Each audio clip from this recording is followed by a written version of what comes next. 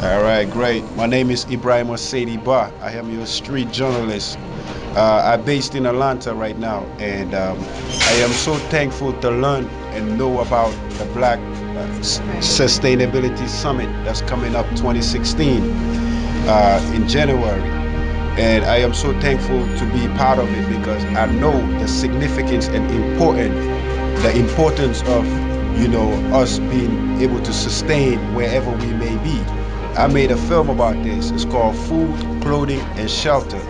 And I'm very, very concerned about the well-being of all of us. So the Black Sustainability Summit is definitely something that we all should show interest to because it's something that's affecting all of us, wherever you may be, in Africa, in America, the Caribbean, or South America. Again, this is your street journalist, Ebrima SaidyBa, and I see you at the 2016 Black Sustainability Summit. Peace.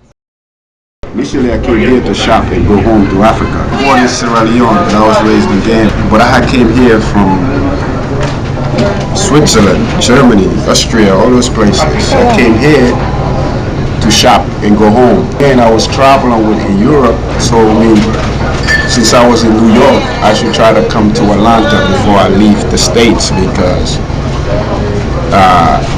the people here look just like me. We had went home and came to Atlanta. So he's here right now. I should come visit and see what's happening here with the people and everything. So when I came here and my eyes got open to all the stuff out here, the homelessness and everything, that just gave me a culture shock. I couldn't do nothing else. Right, so I decided that I'm gonna work on a film. I'm gonna document this because when I was in Africa, I didn't have material like that. A lot of my people back home, they're ignorant of the fact what happened to us. That was taken out of there and brought here. Right. Look at the conditions we in. I mean, it's 500 years later. To me, it looks like that stuff happened yesterday. You know It's fresh. Right. Yeah. Serve almost like 200 to 600, maybe 750 on any given day.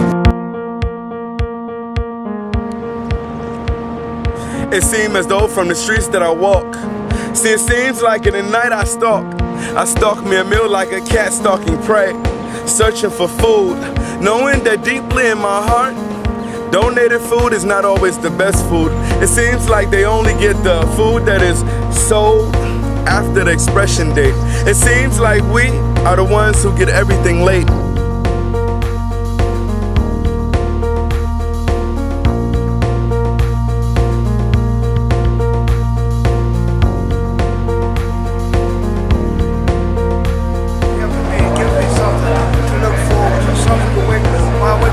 Sunday morning, say, hey, put out, give me a bite to eat, and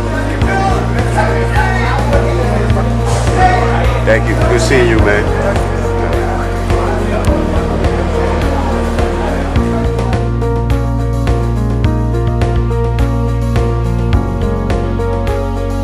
Knowing that the shelter seems to be an unsafe place where you could get a communicable disease, treated like you're nobody, even though you might be a veteran that fought for this country, or even a scientist who came up with his own theory. Down on hard times, bad on their luck, a fire erupting throughout the whole apartment complex. Now everybody is homeless.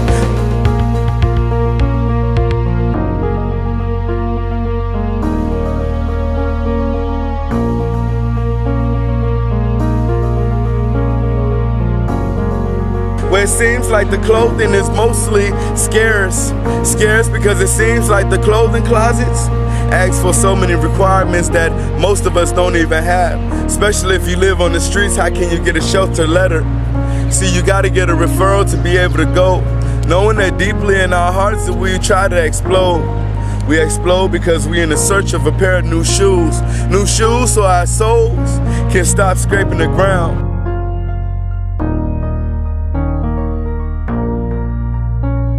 The ones searching for the three main things: food, clothing, and shelter.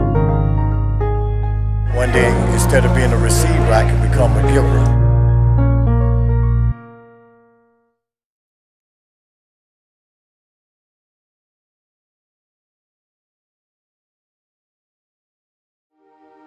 Till today, we are not free yet. until we are able to offer ourselves these incentives and tools and the environment so that we could gain the culture back, like those folks over there, because that's the reason why they're not going to let anybody just sleep there or anybody just, because that's the environment that they created. And for me to know who I am, I need to be in the right environment so I can gain the proper culture, so I will know who I am, so I'll be able to be in the position to manage myself. So it's very crucial that they protect that space so their children would always know who they are, and they don't have to beg or do anything else and be self-sustained. You see, so that's what's needed here. That's what's needed in Africa, because even back home, some of the brightest students over there, they're gonna have to do like me. They're gonna have to learn all over again, knowledge yourself, not knowledge of the schools, the knowledge yourself. But even like in the Fortune 500 company, they got this thing called SD, self-development. But they got that from y'all. It's from y'all I learned about knowledge yourself, New York.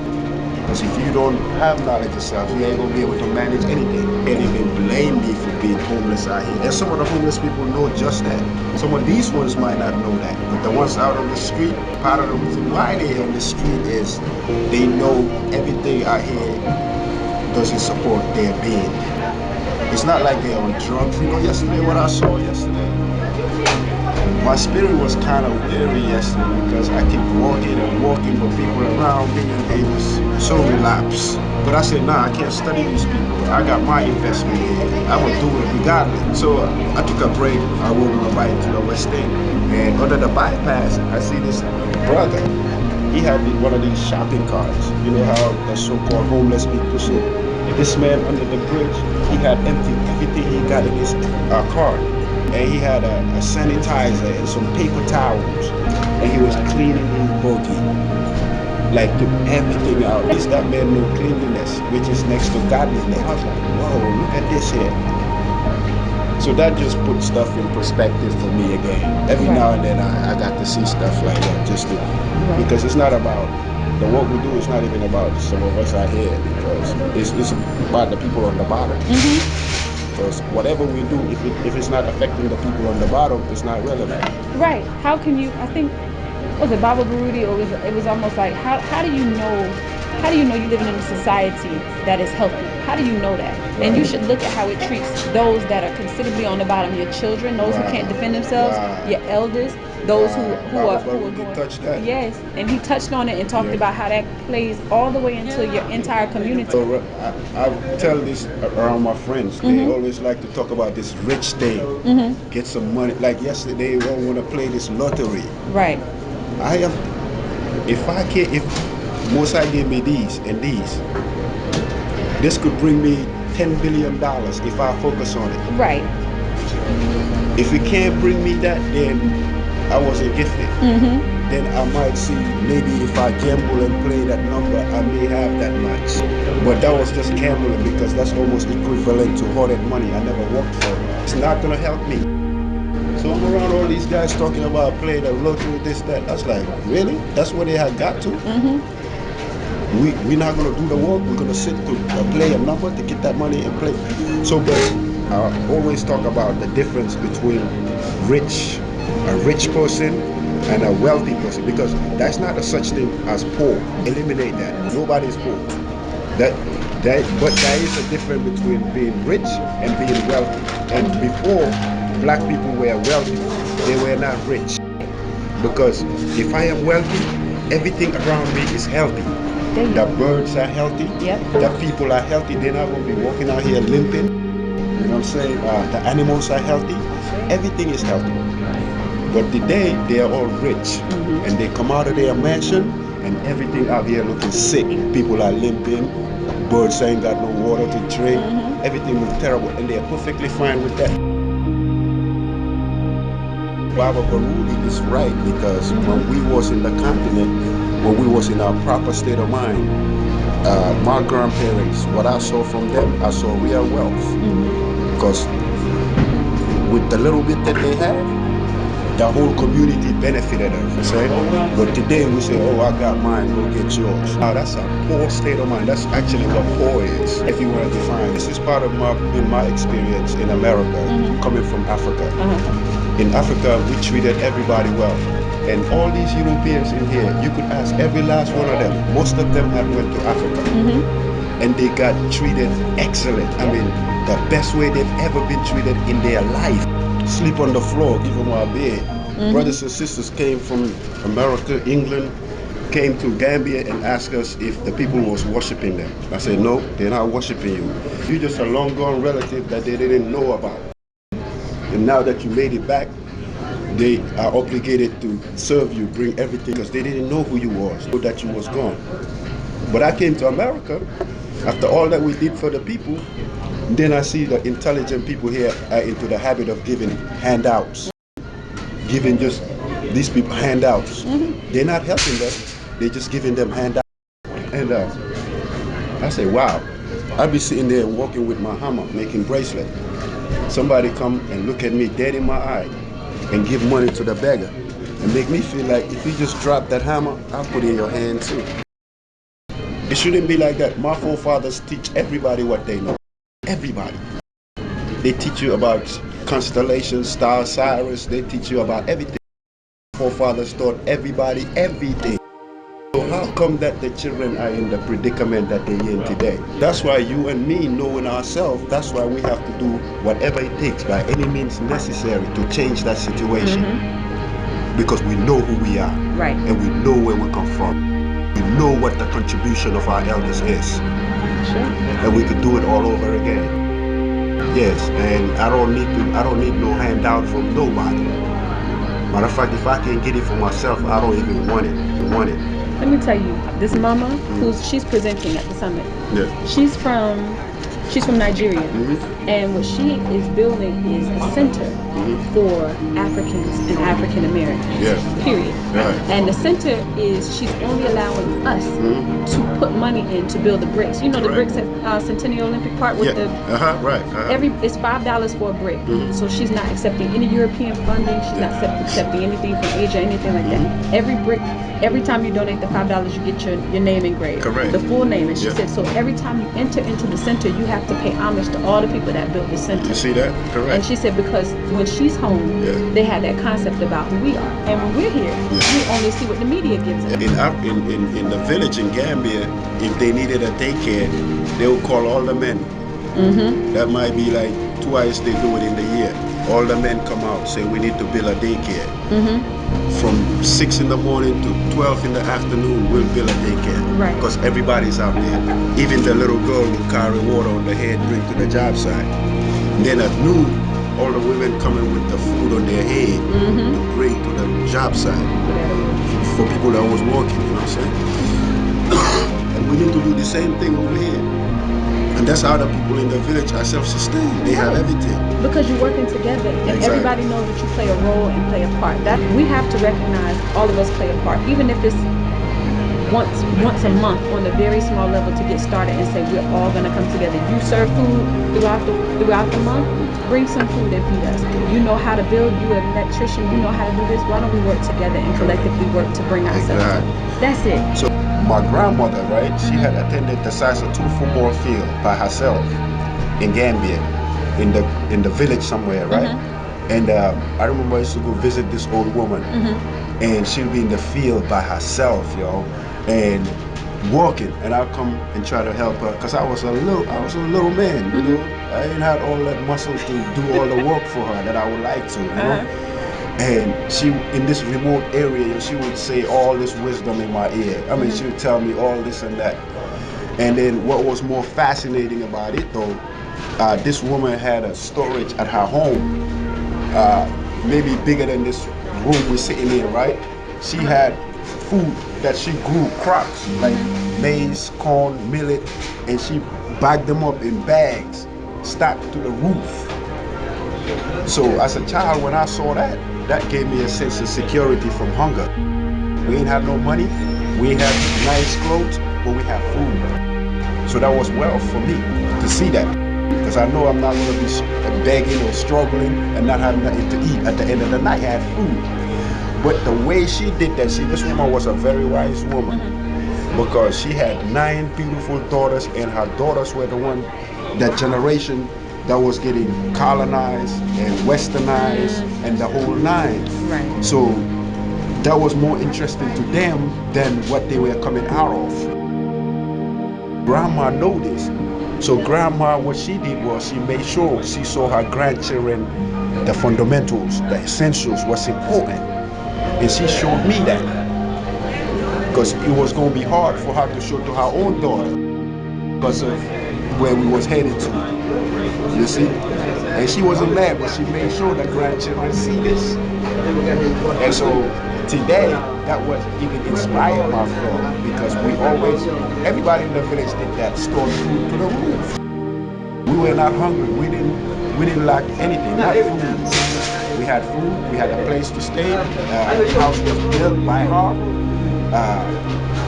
Front and backyard was like Garden of Eden. It was eatables in the front and back. Mangoes, orange, you name it. Everything in it is in that compound. As soon as she died, and again, her daughters, they never pursued that because that was like something like primitive, you see? And so today, that's why a lot of families in Africa can be hungry or starved because they broke that chain link. Because grandma then did that and stacked the food to the roof so the grandchildren could see it. Because their grandparents did just that so they could see it. You know, so it was the link, the chain. So this is how we existed and this is how we're going to continue to exist. And no link should be broke from this chain. You have to continue this. And so since we didn't continue it, we broke the link. So that's why the people suffer over there. So in Africa, we like one generation away from agriculture and we suffer for it because it's a whole lot you could do with just one generation. In America, we are 2 generations away. Part of the reason why we were brought in this side of the wall is we mastered the art of agriculture and they brought us here. You had George Washington Carver, people who spoke to plants, to even tell you that there's possibilities that you are able to speak to plants. You know what I'm saying? Yeah, so, but then 2 generations, again, like I said, 1 generation is a whole lot of damage you could do with it. Not alone 2 generations. So that's why now, when the children come to the farm and cannot even identify what's eatable and what's not eatable, that is unbelievable to me. Or a black child have to tell you they don't know where their food come from. Remember those children I brought? Right, exactly. I mean, they were so fascinated though in the farm because they found their place. It might be their first time or whatever, but they see where the food came from. Right. They're so excited to eat it too. But I had a little girl came there from New York, said she never been to a farm, don't even know where the food come from. That's a big disconnect though. I mean, I know that we know, but it's even like thinking about it, like for them to say, you know, tell me where food comes from. He said the grocery store. He said, well, how does it get to the grocery store? He said the truck. He's like, where does the truck get the food from? He's that's like, what they see. That's what they know. He's like, he had no concept of a farm or anything. He just knew the truck brought it to the store. And we have to change that. Right, because what happens if the truck stops coming? Exactly. Nobody's gonna eat. Right. People will stop, and that's what's happening here. Before the eatery was in the house, we all ate in the house. That's true. Mama prepared the food, Pop prepared the food, whoever prepared the food. But we all sat on that one big table and eat the food. Now the way they tricked us, they took the eatery out the house. Now look at that hot box. All them black folks lined up there to buy their food. That's true. You go to Kroger, the same thing. You go to Publix, the same thing. You go to Wendy's, the same thing. That's why the families are broke apart. That's true. Because even the eatery, the one that make us all humble ourselves, come to each other's level, is taken out the house. So I'm complaining to a young lady who's a waitress, telling her how I can't afford to do the tip sometime. She let me know that eating out before was a privilege. Where you took your family and you go eat and you tip the waiter. But now that you have to eat every day at a restaurant, you better have you some tip too. Even in Africa, when we ate the meat, we made sure it's something that we went to get and we needed it for food. For anything else, we needed it for food. that you put together already. I thought Okay. it was fascinating. I think it was beautiful. You know? Okay. It's a lot of discipline, a lot of hard work, you know what I'm saying, and hard too, you know. Give thanks. So it must be a passion that you have for your people. It's too, definitely right? a passion. Yeah. So that's beautiful. Yeah. Really appreciate you for doing it too. Oh, you know? give thanks. Yeah, because that's what's going to bring all of our work forefront too. Because right now it's a lot of urban farming going on in Atlanta, and Atlanta is leading. Yeah, what's happening here is the past, let's say, 10 years that I've been here, start off with Koshar and them. You know what I'm saying? I always had went volunteer and help them folks because I always wanted to make sure, you know, I'm part of agriculture. Because like I told you about my grandmother, so every time I get a chance, I will go and help out with them.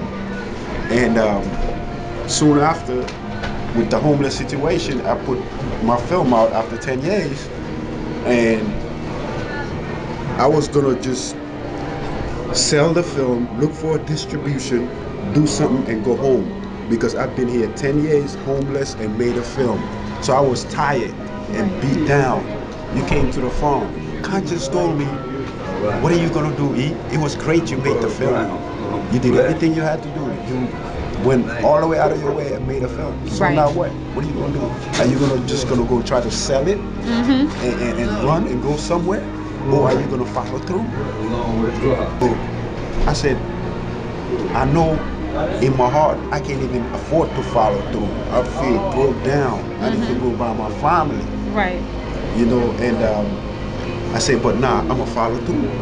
And when I follow through, that's how we had roots of change. Okay. And that's how a lot of things had happened for us. Okay. You know what I'm saying?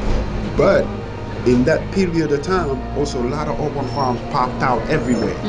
So working on my second film, since urban farms were popping everywhere, I decided to work on a strategy. Okay. And I did my research. I studied about growing food. I came across people growing marijuana. I see how they are putting all their intellectual wealth into that, not the food we eat. Right. I say, all right, I'm interested in the food that we eat. So I take from here and put some stuff together, and wanted to approach few people about it.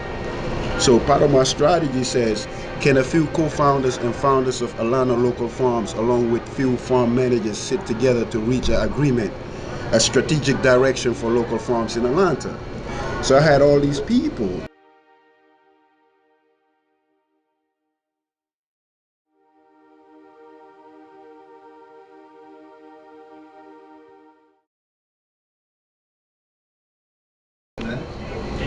Rashid Nori, what I had for him was, I told him, yes, urban farms can.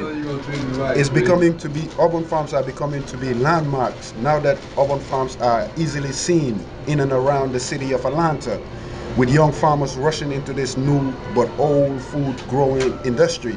They are not just growers and sellers, they are also establishing environmental sustainability as the new cultural norm. So I told this man all this stuff.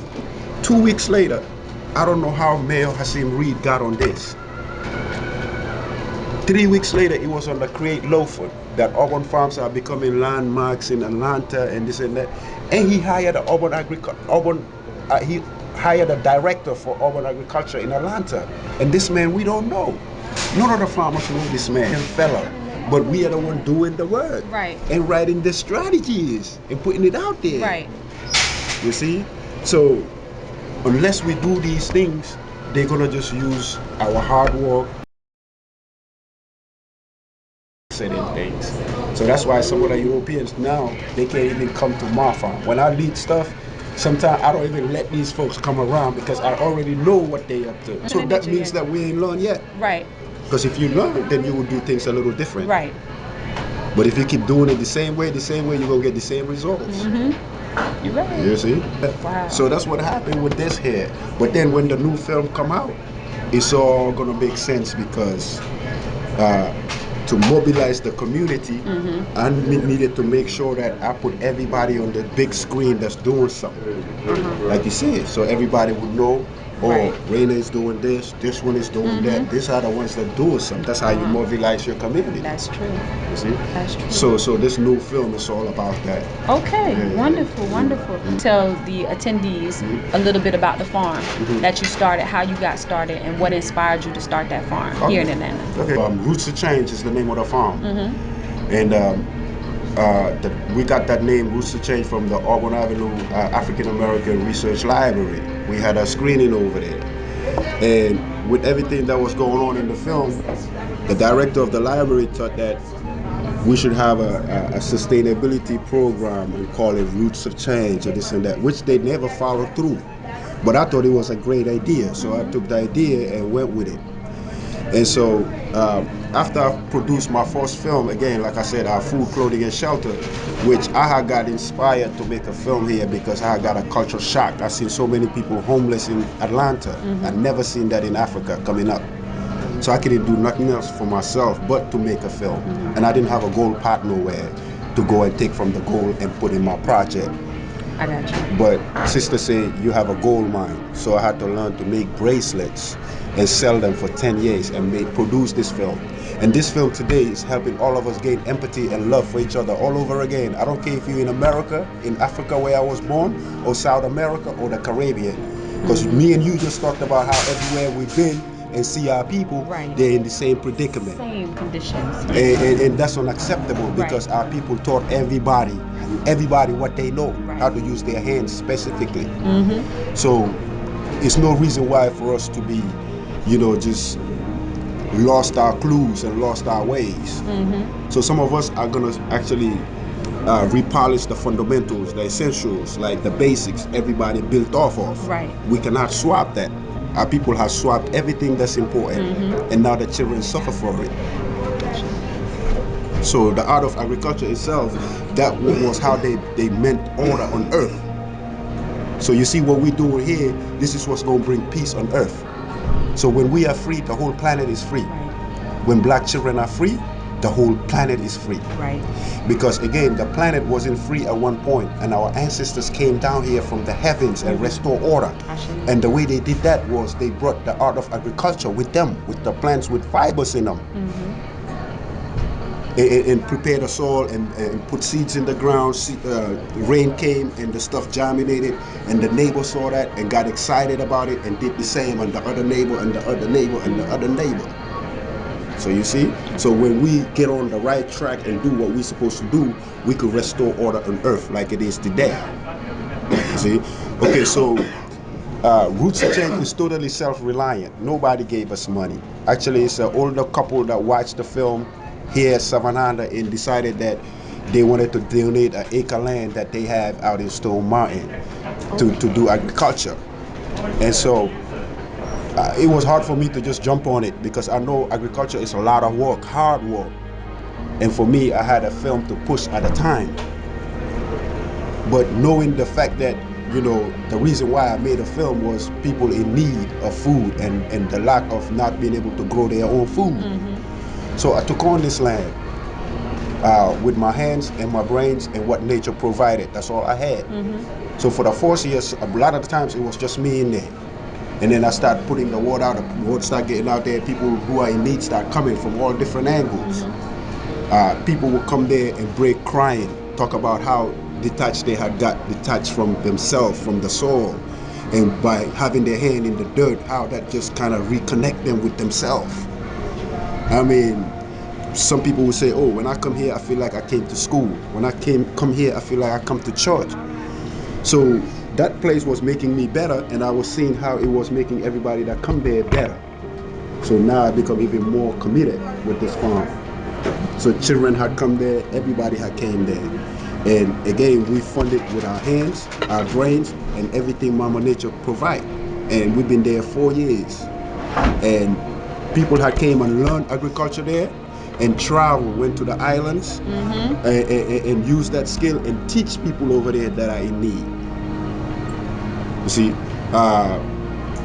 people had came there and learned to grow food and went home and started a garden at their house. And their neighbors saw that and started a garden. You see? So Roots of Change is basically a learning place. We don't sell the food. simply because we want people to have the experience and to learn. So when they come to Roots of Change, they learn how to grow their own food, and when they go home, we send them with food. And so hopefully that would encourage them to start their own garden at the house. Very true. A lot of people did that. So if we all do that, then in a minute, food shouldn't be the problem. Because if I grow some peppers and you grow some okra and she grows some onions, we will have enough. Right. And it's sharecropping. And that's how our elders always did it. Right. They didn't have to grow everything we eat. They grow one and you grow the other one. And before you know it, we have all the produce that we need. Right. And enough for everybody. See? So that's the model that Roots to Change is taking. Our goal is to have Roots to Change in all different communities, because again, what I've realized here in America, and the young man told me that our freedom in this country is fake. Because if you enslave the people and you're ready to free them, there's obligations that come with that. You are obligated to put these people in the right place, to give them the incentives, the tools, to give them the environment, so they will gain the culture, so they will know who they are, so they'll be in the position to do for themselves. Right. And so that's why that's why I made a film about it, because we were not offered these things. Right. And so you see the results out there every day. Very true. Very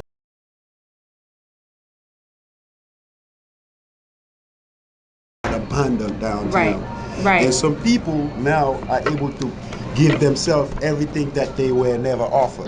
I met a sister who is established in Ghana, her and her husband. But before that, she did the corporation here in America. She worked for the corporate world. Okay. And for X amount of years, did everything she had to do. And when she saved enough money to offer herself the right incentives, the right tools, and to put herself in the right environment so she can know who she is, so she can manage herself. Today in Ghana, they call this black woman in the schools in Africa to teach the black girls over there about being an African woman. At my friend's house. And I told her, sister, don't be shocked about that. I said, because you gave yourself everything that you want offered. And now you know who you are. Right. Those little girls in the schools in Africa, they've been taught the European school curriculum. They don't know who they are. Right. And if you don't help them, they're gonna go through that same vicious cycle again. Exactly. Break that cycle. Exactly. And like you said earlier, like put the links back. Right. You know. Like I said, are able to offer ourselves everything that we were never offered, but we work hard for it. But how many of us are able to do that? What about the other ones that are not able to do that? You traveling now. You went to South America, you seen your people everywhere. That's helping you know who you are. And that's helping you to see the people in their right place. How did they get in their right place? What did they have to do? So you'll be able to do the same. Very true. And you'll be able to help others, including the ones in Africa. That's the whole goal, to make sure that we recognize our commonalities. I have the is to show our common thread amongst us all. Like we're all cut from the same cloth. So no matter where I went, when I took the tags off and I didn't show which country I was in, people said, "Oh, you in the same place." I'm like, "No, that's how beautiful we are across it." That's so right. to show that, but I'm saying all of this. I'm saying all of this to say, with you utilizing media as the best educational tool, because that's where people are right now. They believe what they see on TV. They believe it. It's easier than having to read through something. I may not have access to it, but I get a video, that's instantly. I'm able to learn from you. So for you to take what you've been learning and your experiences firsthand, especially from somebody who's come from the continent, come here and said, I'm having a whole cultural shock right now. And for somebody who's left from here and going there. There's a lot of Africans, white boys told me this, students they go to school with, some Africans, how they tell them that they all got a culture shock. Every last student from Africa, if you know something, you're going to get a culture shock. The only problem is they're not like me. They haven't traveled and have the experience to know what to do about it. Or some know what to do about it, but not in the position of, because it's very, again, expensive to make a film. That's very true. You might starve your family in Africa and starve a couple of other people to make a film. Persevered, and you made it work. And I think that's what I made it work because I listened to my ancestors. If it was me by myself, I perhaps wouldn't have do it, Raina. I got to keep it real with you. I listened to my elders, and they told me this is what I need to do. If you do what you're supposed to do, you will always be provided for. I'm just here to listen to my elders and do what they tell me to do. And as soon as I'm done, this young prince is going to pack his stuff and he's going back home. Okay. You gonna go home, you? Yes. That's all I came here to do. I ain't come here to stay or live. I came here to do this work. That's why sometimes I don't play, because it's very serious to me. Very true. The Imperial Majesty Haile Selassie speak on the value of education. He said you should be well aware of the fact that it is not mere academic achievement that is expected of you. Your knowledge and training, unless put into proper and practical use, will be wasted like hoarded money, and you will be no better in this regard than the uneducated. So when I see some of my people out here, they got all these degrees, and all they do is buy a new house, a car, shoes. To me, those are hoarded money. Right. Is that the real value of your education?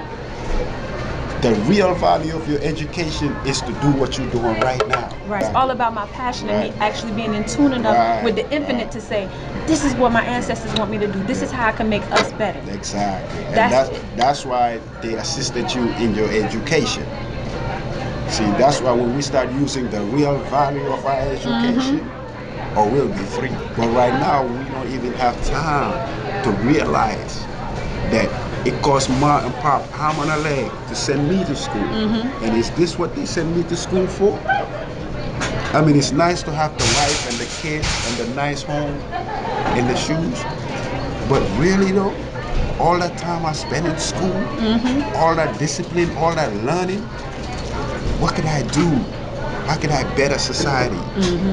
I don't even have to be a billionaire to wake up one morning and say, today I feel like inventing something that's going to help everybody. That's that wealth. That's your true wealth. You know what I'm saying? Yeah. And what people couldn't see was that you were pointing to your brain, to your mind when you said education. Right, exactly. How you came to see the parallels. So coming from the continent and then coming here. Just seeing us being melanated, was that the connection that you had to really seeing that we are of the same body, or was it something else that inspired? Like I told you, the brother told me people here look just like you. And you know, in school, history was real brief. They tell you about folks being taken out of there into the Atlantic Ocean and sent to North America and Europe for the slave trade business.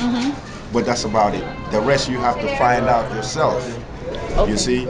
And if you ain't never left Africa, you perhaps would not even have the interest to look into finding out about who was taken out of here and who was in.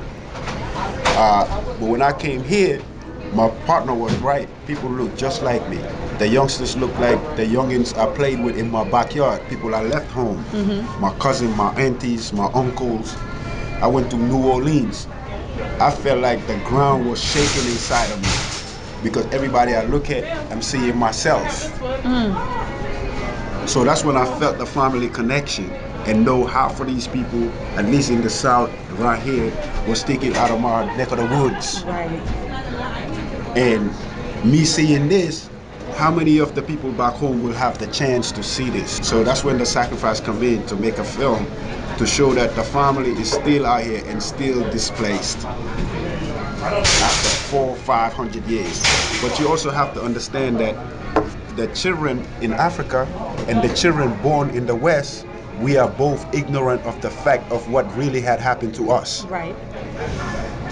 In America, we talk about our 400 years of slavery, 500 years of slavery, because in North America, it took that long of our enslavement.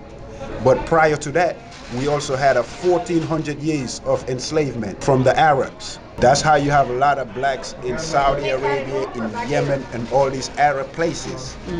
Over 300 million Africans was taken out of Africa into the Arab world. Men got castrated, women into military service, sex work, all the, whatever you can think of, they had did to us over there.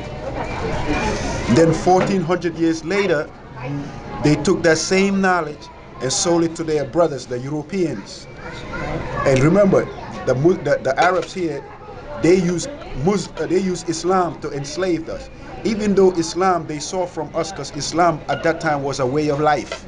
So we respected the ocean, the sun, the birds, everything that Allah created. So for them to control us, they have to create this thing called religion and tell the people this is how you have to pray, you have to face this way, you can't face that way. It's all garbage, nonsense. Right. We had a way of life, and we knew how to govern ourselves, and we know how to respect everything. So them same Arabs took that knowledge, sell it to their brothers here, the Europeans, and they also took Christianity. Remember, the first slave ship that came to North America was called Jesus or whatever. Good ship, Jesus.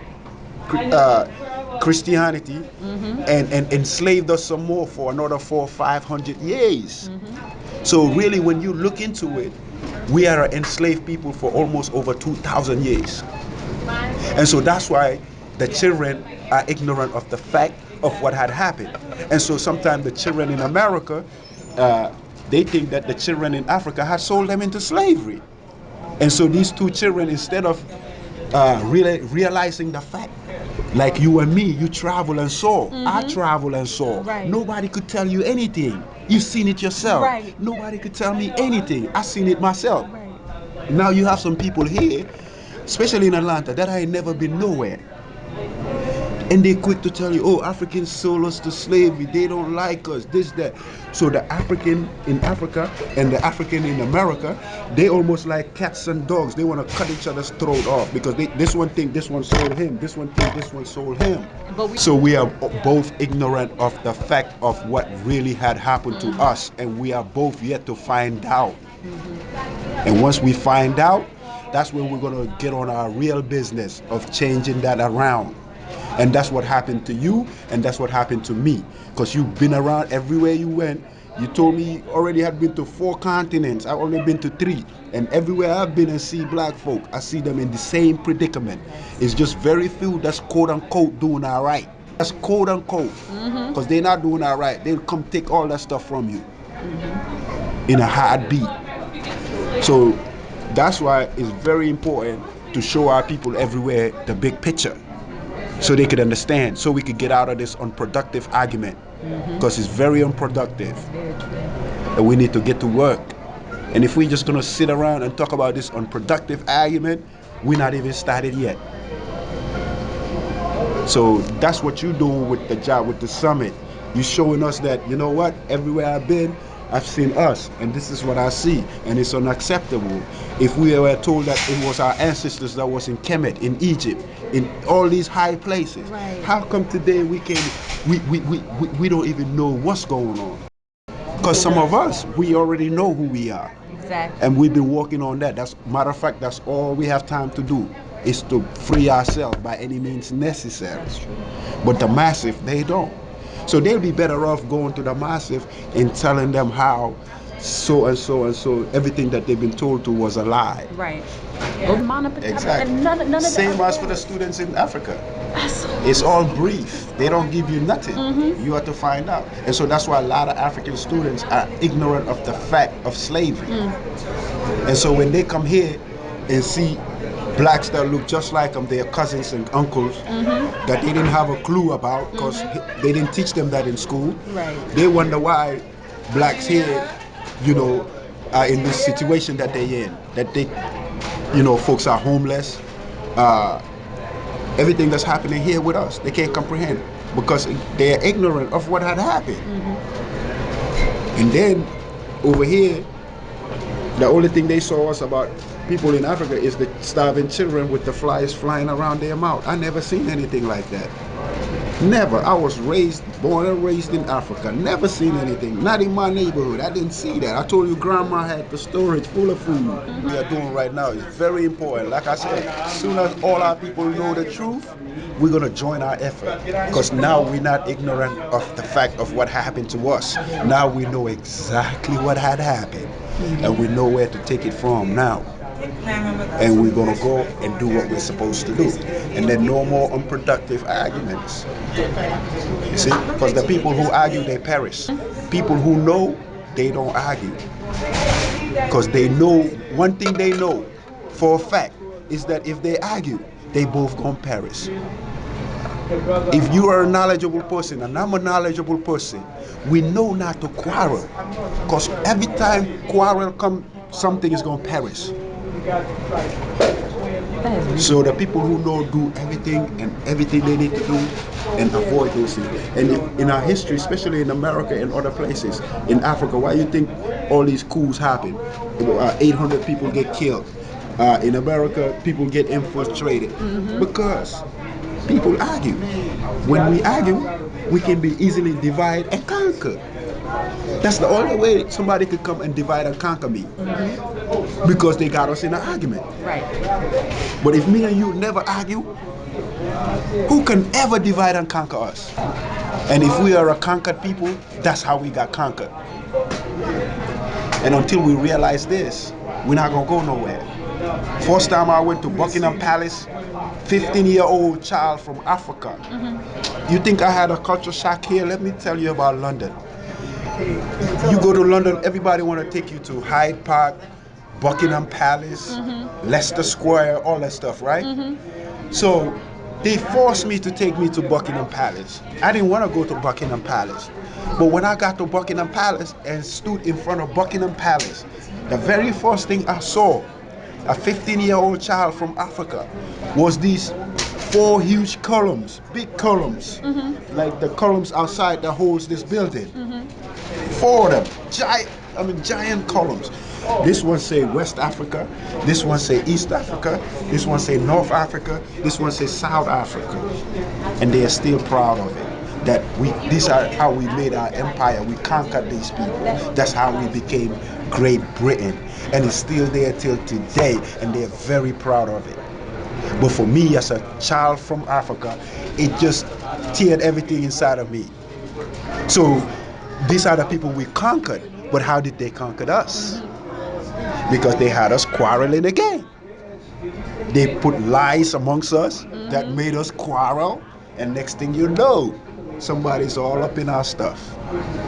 And next thing you know, we got divided and conquered. Trying to be divided and conquered again? No, I am not. Right. And I don't think you are either. No. So if that's the case, me and you gonna have to join forces and do everything that we have to do and to avoid that argument. Right. Because that's how they got us. But for the continent of Africa, you know, I read the Africa Report, the New Africa magazine, and I've seen some progressive things starting to happen for the continent. Folks doing this and that.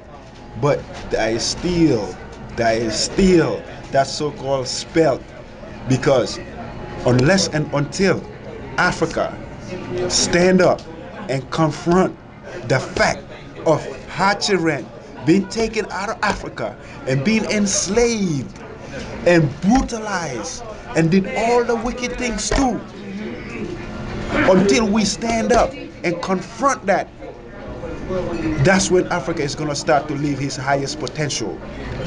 But until then, Africa is just playing herself and fooling herself. And she's in bed with the people that stole all her children and enslaved them and brutalized them. And she's in bed with them. Until she stand up and confront this thing and say, my babies were taken out of here. And it took 2,000 years for me to do something about it. But I will do something about it. That's when Africa is going to start to prosper. Now is the time. That's why I couldn't do nothing else for myself. I've been here 12, 15 years. I understood just that. I knew great things is going to happen for me and my children, but the only way it's going to happen is first I have to confront this situation right here and try to help the best way I can. Something could happen for me that I could benefit off of.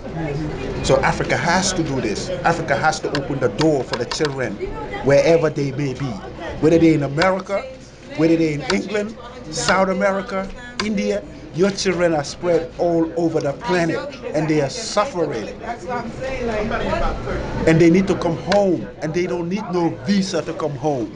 They have just as much rights to the land just as I do, me born and raised there. you also got that same rights.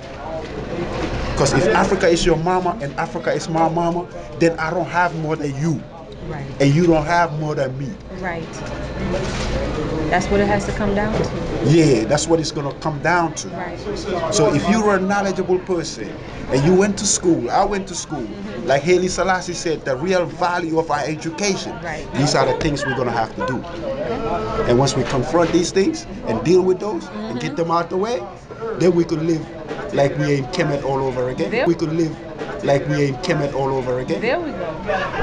Then we could do all the great things our elders did before us.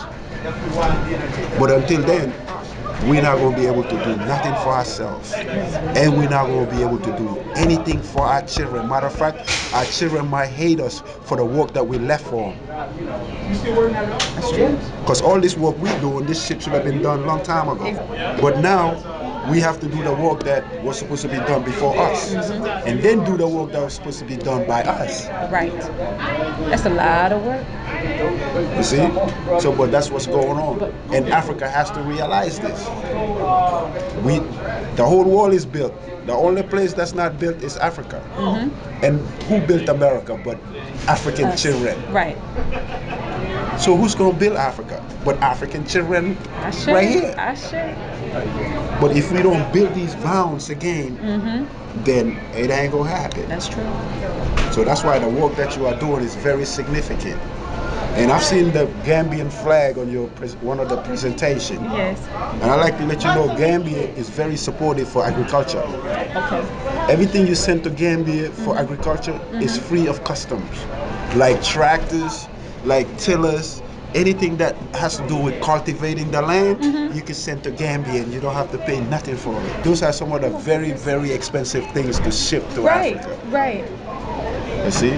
So I saw all of that. That's like, wow. So this thing is not a coincidence. This stuff is already happening. It's solutions where they help us to repatriate from here back to whichever continent. Correct. Not whichever continent, whichever country that we want to repatriate to. And so his groundwork is in the Gambia because that's where he's been. He said, well, a lot of people want to go to Senegal, but we know the relations or whatever. But people in Senegal want to come to Gambia. I bet they do. Yeah, because Gambia is more southern. It's more tropical. Everything grows in Gambia. Right. Senegal is cool. Senegal is like Dakar is like New York. So if you want to have like international affairs, big businesses and stuff like that, you could travel to Dakar. It's like 4 hours drive. Solutions where they help us to repatriate from here back to whichever continent. Not whichever continent, whichever country that we want to repatriate to. And so his groundwork is in the Gambia because that's where he's been. He said, well, a lot of people want to go to Senegal, but we know the relations or whatever. But people in Senegal want to come to Gambia. I bet they do. Yeah, because Gambia is more southern. It's more tropical. Everything grows in Gambia. Right. Senegal is cool. Senegal is like Dakar is like New York. So if you want to have like international affairs, big businesses and stuff like that, you could travel to Dakar. It's like 4 hours drive. Right. I was gonna say, how long is it? Because like 4 hours or less. It used to take 4 hours to go to Dakar. Now it might take 2 hours. Okay. And everybody in Gambia have family in Senegal. Everybody in Senegal have family in Gambia. It was one country, Senegambia. I know initially we were going to be talking about like agriculture and roots to change, and then the film. And so we, at the end of this presentation, we're going to show the video, the trailer for the film, and then allow people to come. And when will the film be done? Do you have a date? Oh, the new one. The new film. I was anticipating like this money would have been finished, but I still got works to do. I called a sister today to help narrate the storyline, which is coming out of here. Okay.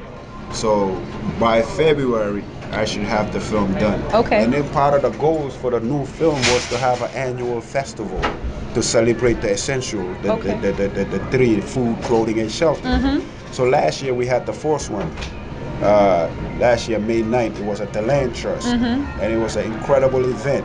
And that gave, like a partner told me, that was an opportunity for those Europeans over there to link with the community on some real stuff. Because all those Africans that came out there, even the baby, looked like they knew who they were. Everybody was in their higher self, in their gums. And so them folks had a lot of respect. Matter of fact, they keep asking me. They offered me to host it there again.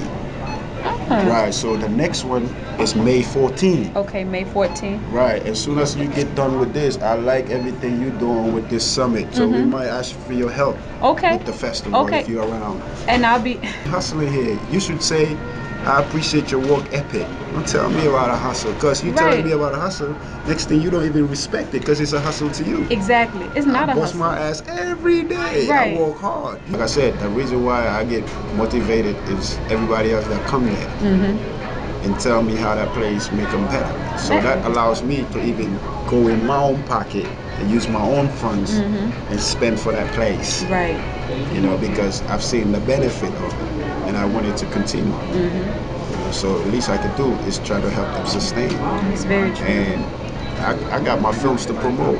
Like I said, the film is actually what got me committed to farming. You see, because I made the film, so what I'm gonna do is just go show about some hungry people, but what's the solution? I showed a step towards a solution, but am I doing it myself? You see, so the film actually is the reason why that I got into this farming thing. But every now and then I feel like I have to take a break and I have to go promote my career, my films and stuff. Right. You see, so that's why right now it's a lot of intense training going on with Mr. Change because this might be the last year for me to be able to hand it to him. Okay. Because now they know how everything operates over there. Okay. And you have a good group that's taking it forward? Yeah, I have a brother that I work with every Sunday. He will come, Mr. Anderson. Actually, he's very knowledgeable in agriculture. Okay. So, like, I had a problem with, because every Sunday people will come. And since a lot of people are not familiar with agriculture anymore, so when they come to the farm, they needed a tour, somebody to walk them around and tell them what we got there and what's going on. Right. And a lot of times when you come there, me, I'm walking.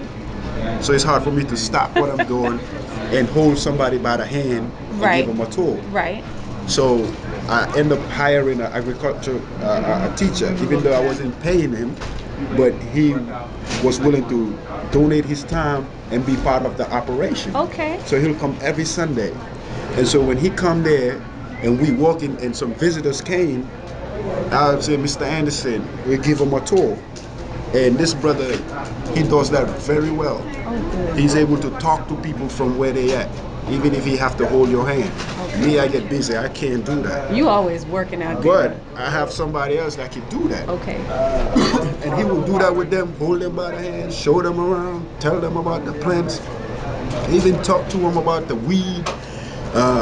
Some of the weeds are medicinal, yellow dye, plantain, there's that. He would be so patient with these folks, tell them everything, right? And then the people will say, oh, next Sunday, I'll be back. And when they come next Sunday, they come to work. And that's when they get to meet me. Come to me when you're ready to put it in Right, work. exactly. Because if you come to me and say, oh, I come to help, and I got a shovel in my hand, I might just give you that shovel and go get another shovel, you know what I'm saying? Okay. So right. Okay, well let me for those people. But that helped with the farm because I shared that same information with the other urban farmers. Okay. And they didn't have the strategy that we had. You see? they were doing all the tours. Right, so much wasn't getting done, or they get frustrated by the tours and how people like to talk. While you walking, they'll just sit there and talk. Right. So this young lady, I told her how, you're welcome to Roots of Change, but I can't hold your hand. She said, that was elder sisters that walked the garden over there next to the Malcolm X Park before Eugene and them got it. Okay. It was two elder sisters. And this young European girl told me, she said, I learned under those two black women. She said, and what I learned from them was people would come and like to engage them into talking. And one of the older women said, I will talk if you bend.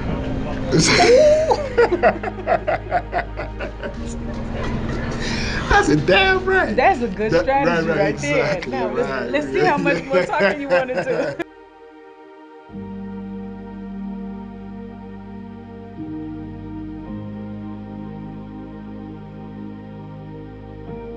What was it that you were growing in the garden? Yeah.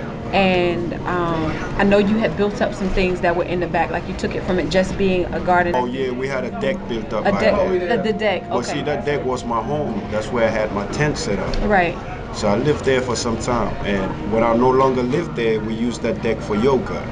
Very nice. Yeah, yeah, and back there is supposed to be the herb garden. Okay. Because we have the vegetable garden and the herb garden. A lot of us Okay. ain't got no insurance. We Okay. try to live plant-based lifestyle, and also being able to harness the herbs, like medicinal herbs. Like we have a lot of yellow dock growing over there. Okay. Yellow dock help folks with blood circulation, with diabetes. It amazed me. I mean, the medicine is right there. Mosai gave us the food, but also gave us the medicine. So we didn't want to mix the produce and the medicine. So in the back, that's the herb garden. That's where all the your herbs will grow, like basil and all the herbs you use.